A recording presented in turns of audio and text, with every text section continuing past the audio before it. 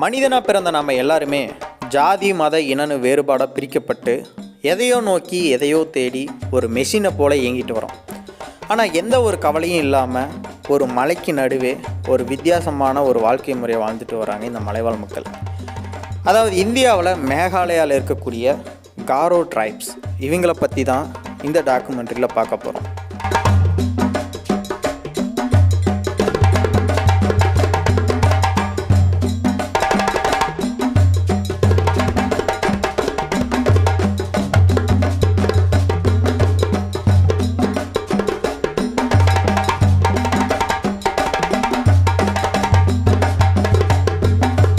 இப்போ நம்ம எங்கே இருக்குன்னு பார்த்தீங்கன்னா இந்தியாவில் வந்து மேகாலயாவில் தாங்க இருக்கிறோம். மேகாலயாவில் வெஸ்ட் காரோ ஹில்ஸ் அப்படிங்கிற ஒரு இடத்துல தான் இருக்கிறோம். இந்த காரோ ஹில்ஸில் காரோ ட்ரைப்ஸ் அப்படின்னு ஒருத்தவங்க இருக்காங்க, அவங்கள தான் பார்க்க வந்திருக்கிறோம். இந்த வேர்ல்டுலே வந்து ரொம்ப ஒரு பழமையான ஒரு ட்ரைப்ஸில் இவங்களும் ஒன்று. இவங்களை பற்றி சொல்லப்போனால் நிறைய டிஃப்ரெண்ட்டான விஷயங்கள் இருக்குது. அதாவது எந்த ஒரு ஜாதி மதம் கடவுள் எதுவுமே இல்லைங்க இவங்களுக்கு. வெளி உலகத்தில் எந்த ஒரு கான்டாக்டுமே கிடையாத ஒரு ஆள் அப்படின்னு சொல்லலாம். இவங்களை பற்றியான இவங்களுடைய நாகரிகம் பண்பாடு, அப்படி இந்த கிராமத்தில் என்ன பண்ணுறாங்க, இவங்களுடைய பழக்க வழக்கங்கள், இந்த மாதிரி இவங்களோட வில்லேஜை வந்து சுற்றி பார்க்க வந்திருக்கிறோம். நிறைய ஆச்சரியமான விஷயங்கள் இருக்குது, கண்டிப்பாக பாருங்கள். இதுக்கு முன்னாடி நீங்களும் நம்ம சேனலை வந்து ஃபாலோ பண்ணலாம், மறக்காம ஃபாலோ பண்ணிக்கோங்க. காரோ ட்ரைப்ஸ் இவங்களை பற்றி சொல்லப்போனால் ஒரு முதன்மையான விஷயம், எந்த ஒரு பொருளுதவிக்காகவும் எதுக்காகவும் வந்து இவங்க இந்த ஊரை விட்டு வெளியே போகிறது கிடையாது. இந்த காட்டுப்பகுதியை விட்டு இவங்களுக்கு தேவையான அனைத்தும் எல்லாத்தையுமே இவங்களே வந்து விவசாயம் பயிரிட்டிருக்காங்க.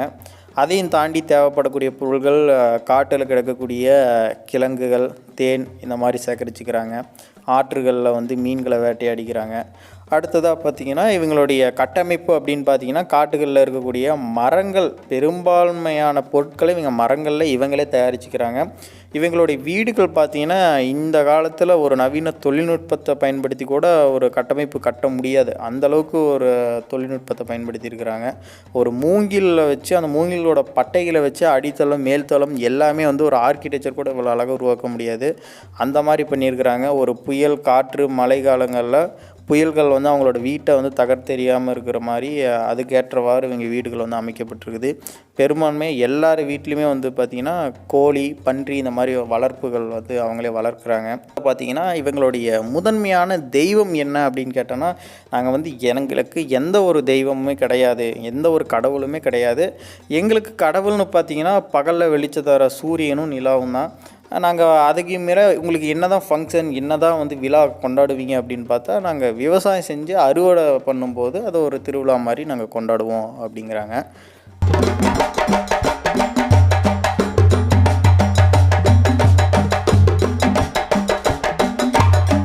இப்போ வந்து பார்த்திங்கன்னா நம்ம ஒருத்தவங்க வீட்டுக்கு வந்திருக்கிறோம். ஸோ அவங்களோட வீடு வந்து எந்த அளவுக்கு ஒரு ட்ரெடிஷ்னலாக இருக்குதுன்னு பாருங்கள். ஸோ பார்த்தீங்கன்னா காய்ஸ், இதுதான் அவங்களோட வீடு.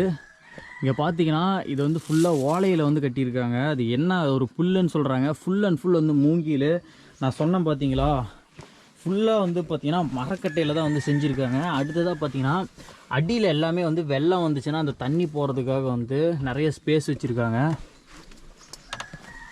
ஸோ இது வந்து பார்த்திங்கன்னா மூங்கில வந்து பார்த்திங்கன்னா கீத்தாக கிழிச்சு, ஒரு பெரிய மூங்கில பட்டையே கிழிச்சு அதிலே பின்னி பார்த்திங்கன்னா வீட்டை வந்து செஞ்சுருக்காங்க. ஸோ ஓகே கைஸ், இப்போ வந்து பார்த்திங்கன்னா நம்ம அவங்க வீட்டுக்குள்ளே போய் பார்க்கலாம் எப்படி இருக்குன்னு. பட் என்ன ஒரு ப்ராப்ளம் அப்படின்னா, இங்கே மோஸ்ட்லி வந்து யார் வீட்லேயுமே கரண்ட்டே இருக்காது.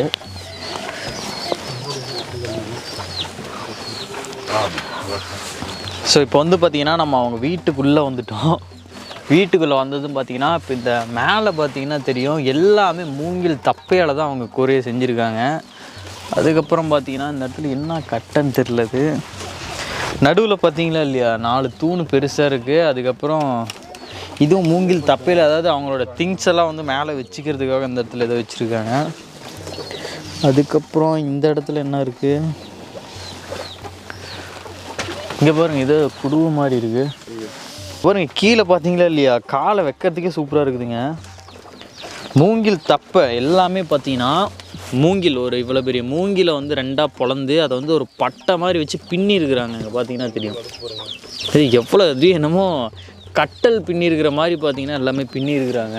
நல்ல கூலிங்காக நல்லா சில்லுன்னு இருக்குதுங்க. இங்கே பாருங்க, இதுதான் வந்து எங்களுடைய தரையே.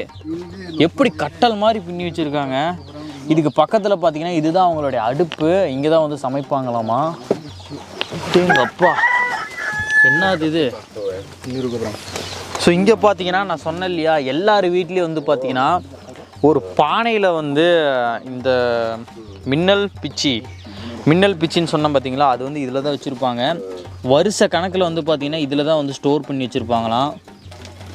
வீட்டுக்கு வர கெஸ்ட்டு வந்து பார்த்திங்கன்னா இதுலேருந்து தான் எடுத்து கொடுப்பாங்க. ஸோ இங்கே பார்த்தீங்கன்னா தெரியும், சுற்றி வந்து மூங்கில் அரிசி இருக்குது. நடுவில் வந்து வடிகட்டி நடுவில் ஏதோ வந்து ஒரு மூங்கில் தப்பையாட்டு வச்சுருக்குறாங்க. அது வடிகட்டி நடுவில் வந்து வலிஞ்சு ஏதோ ஒரு வர மாதிரி ஒன்று இருக்குது.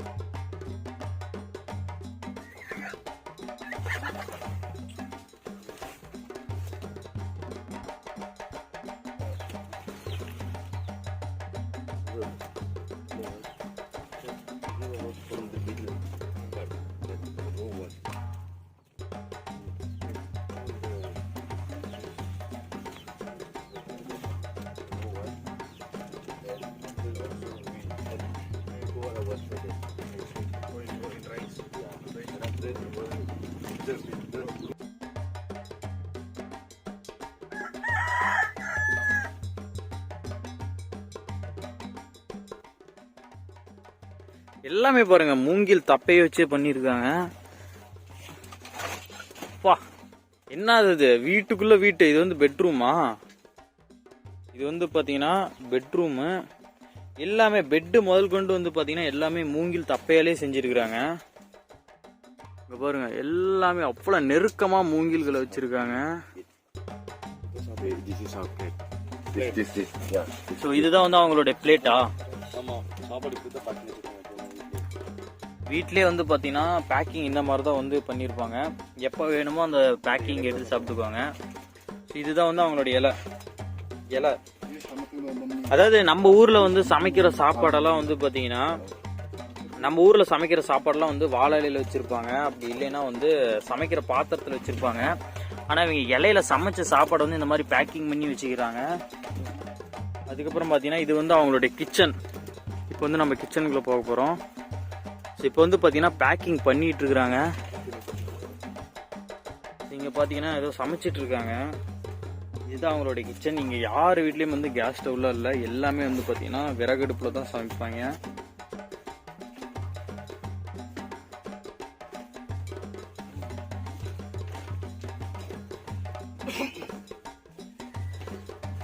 ஸோ அவங்க சமைக்கிற சாப்பாடை வந்து பார்த்தீங்கன்னா இந்த மாதிரி தான் பேக்கிங் பண்ணி வைப்பாங்க.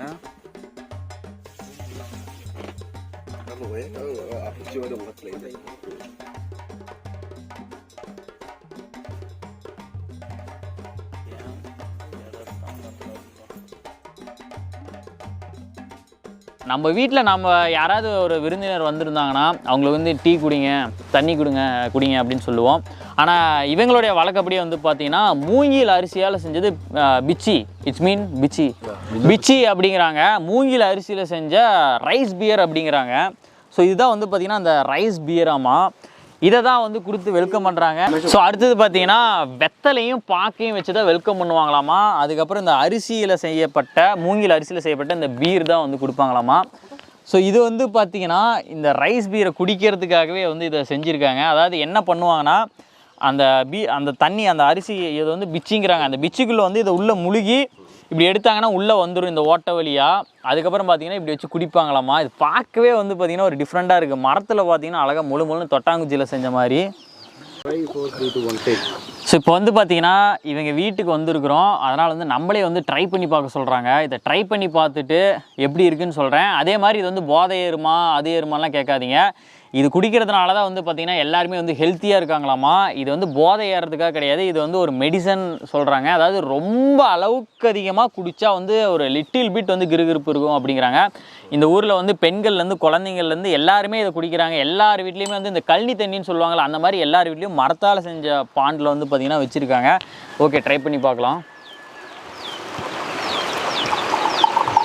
Okay bro, okay. மின்னல் பிச்சி, what is this bro name?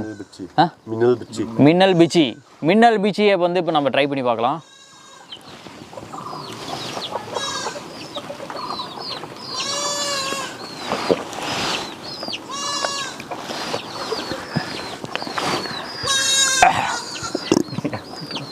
Bro சுருன்னு ஏறுது, புளிப்பு சுருன்னு ஏறுது. அப்படியே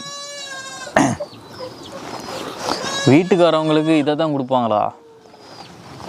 பாருங்களேன் என்ன ஆகுது, சீரியஸாக சுருன்னு ஏறுதுங்க. புளிப்பு எப்படி சொல்கிறது, ஒரு பயங்கரமான ஒரு காட்டம் இருக்குது இதில். சாப்பிட்டு இந்த வெத்தலையை சாப்பிடணுமா? பா, வெத்தலை மிளகாயாட்டு இருக்குதுங்க. What is this, bro? It's sada. Sada. Yeah, we call it sada. Sada means nicotine. It's no, it's nicotine type only. But the thing is only no mixing and all. No? So இந்த ஊரில் இருக்கவங்களாம் வந்து cigarette அடிக்க மாட்டாங்க. ஒரு இலையில வந்து பார்த்திங்கன்னா இது வந்து நிக்கோட்டின் இல்லாத பியூரான ஒரு இலை அப்படின்னு சொல்கிறாங்க. அந்த இலையை சுருட்டி அப்படியே அடிக்கிறாங்க, அவ்வளோதான். அதே மாதிரி இது வந்து பார்த்திங்கன்னா போதை ஏறக்கூடிய ஒன்றும் கிடையாது. இது வந்து ஒரு மெடிசன்னு சொல்கிறாங்க. இங்கே இருக்கவங்க எல்லாருமே மெடிசனாக இதை தான் பயன்படுத்துகிறாங்க. அதனால தான் வந்து வந்த விருந்தினருக்கும் வந்து இது ஒரு மெடிசனாக வந்து வெல்கம் பண்ணி கொடுக்குறாங்க. ஆனால் மூங்கில் அரிசியிலேருந்து வந்து எப்படி எடுப்பாங்கன்னு பார்த்தீங்கன்னா, அந்த மூங்கில் அரிசியை வந்து அதை வேக வச்சு, அந்த மூங்கில் பாதி அரிசி வந்து வேக வச்சுருவாங்களாம். பாதி அரிசி வேக வைக்காமல் இதை ஊற வச்சு அதுக்கப்புறம் வேறு ஏதோ வேறு ஏதோ மூலிகையெல்லாம் அதில் வந்து ஆட் பண்ணுறேன்னு சொல்கிறாங்க. அதே மாதிரி இது வந்து பார்த்திங்கன்னா பல வருஷமாக அவங்க வீட்டில் வந்து ஒரு மரத்தில் செய்யப்பட்ட ஒரு பானை மாதிரி இருக்கும். மரத்தில் செய்யப்பட்ட பானை அதில் வச்சுருப்பாங்களாம்.